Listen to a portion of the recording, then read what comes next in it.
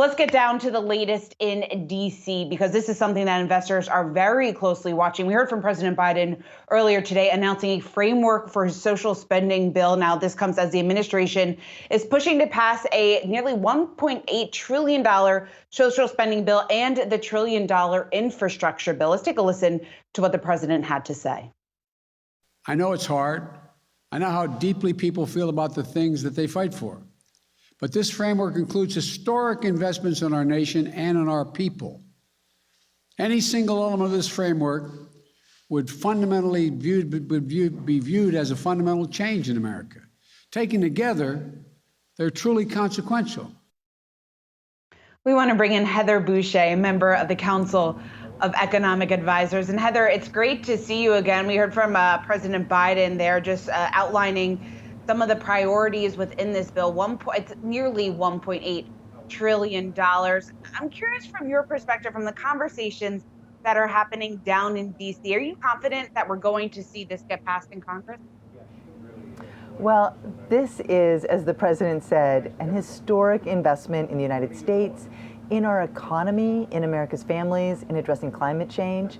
And I think we're very confident that the deal that the president has worked out, this framework, will be able to get through the U.S. Congress. But of course, that depends on them. But let's be clear that the reason that we are optimistic is because this is such an important framework for the United States and for the U.S. economy. We make investments all across, from helping families address childcare needs and making sure that children have access to pre-kindergarten, to making sure that families have what they need to be able to afford those electric vehicles and put solar panels on their rooftops and everything in between.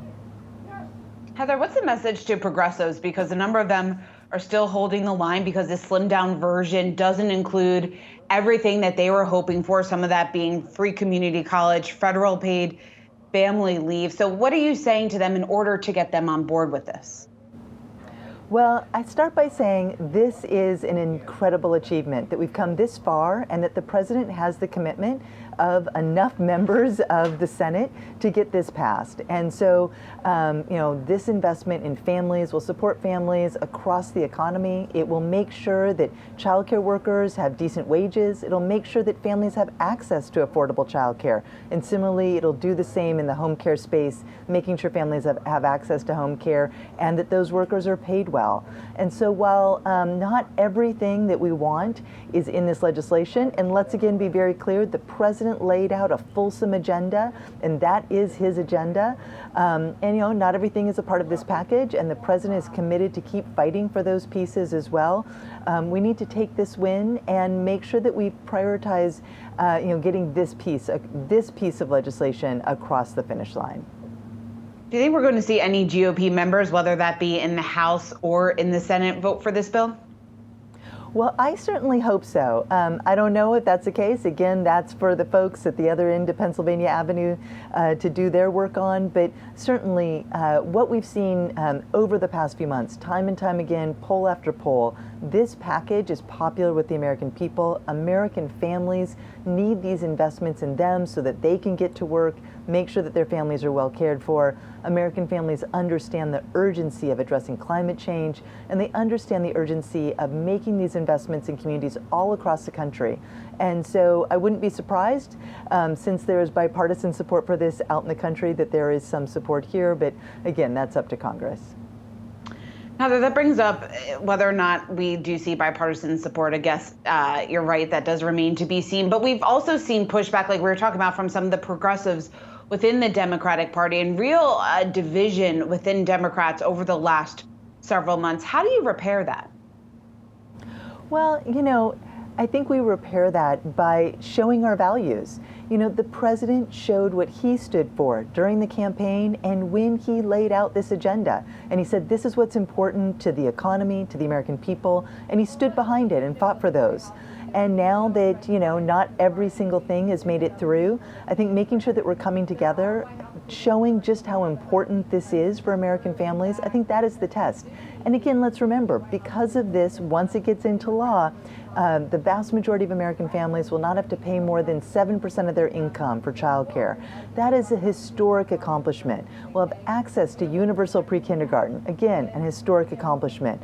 There'll be these enhanced support for American families to buy electric vehicles. This is an important step towards making sure that we are moving towards net zero carbon emissions. All of these things, American families will see the benefits of.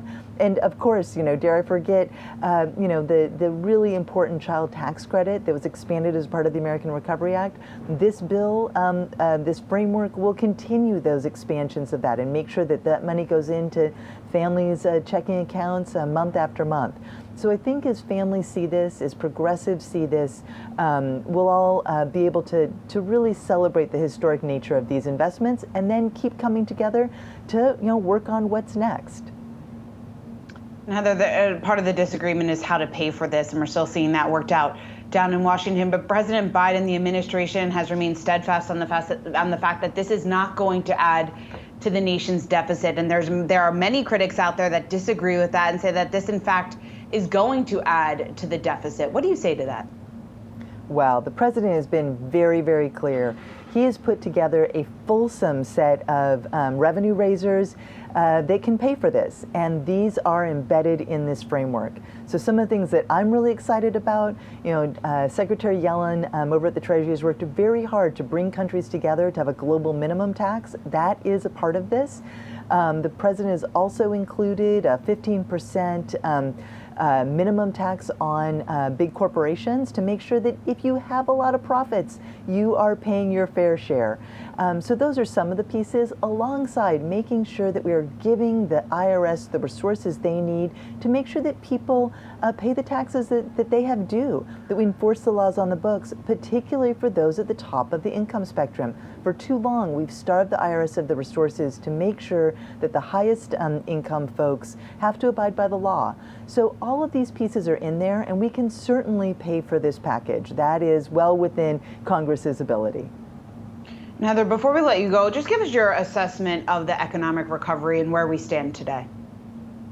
Well, today we got new numbers on GDP, and what we saw was that we are seeing good growth for the year, about 5% on an annual rate. And I think even despite the rising of the Delta virus over the summer and into the early fall, the economy continues to be on track. And so we always knew that recovering from a pandemic would be challenging. It's why we made sure to put in place the American Rescue Plan as soon as the president got into office. And we can see the fruits of that now, that we are seeing economic recovery. We've seen jobs come back. We've seen the number of people applying for unemployment benefits continue to fall. And so we continue to be on the right path, and we just have to make sure that we keep getting those shots in arms, keep maintaining the commitment to contain the virus.